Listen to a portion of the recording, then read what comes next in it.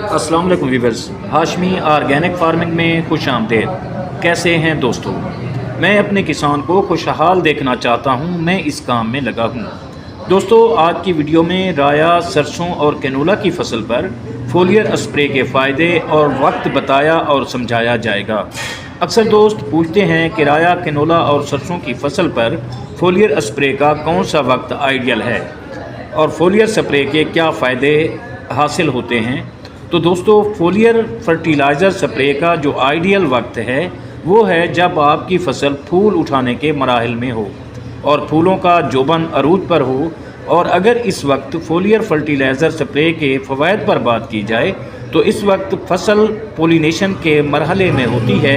इस वक्त स्प्रे करने से फलियों का साइज़ बढ़ेगा और फलियों में दाने की भराई भरपूर होगी, जिससे फसल की पैदावार में यकीनी इजाफा होगा और पत्तों का साइज़ भी बड़ा होगा। किसी भी फसल के पत्ते फसल के लिए खुराक हासिल करने में अहम किरदार अदा करते हैं, इसलिए पौधे खुराक ज़्यादा हासिल करेंगे, जिससे फसल शानदार और जानदार होगी और पत्ते भी चमकदार बनेंगे। इसलिए राया की फसल पर फोलियर स्प्रे का ये आइडियल वक्त होता है। और दोस्तों, अगर फोलियर फर्टिलाइज़र की बात की जाए तो किसी भी अच्छी और मल्टीनेशनल कंपनी का NPK का स्प्रे किया जा सकता है और उसके साथ आप हर टैंकी में तकरीबन 250 ग्राम यूरिया खाद भी डाल सकते हैं। तो इससे आपकी फसल के पत्ते चमकदार और उनका साइज़ बढ़ेगा और फसल ज़्यादा खुराक हासिल करेगी, पत्ते ज़्यादा खुराक बनाएंगे, तो फलियों का जो भराई का अमल है ये भरपूर होगा और उसमें जो दाना है वो मोटा होगा और वज़नी होगा। तो साफ ज़ाहिर है, जब फलियां मोटी होंगी और भराई का अमल मुकम्मल तौर पर अच्छा होगा तो इससे फसल भी अच्छी आएगी और उसकी औसत पैदावार जो है वो भी बढ़ जाएगी।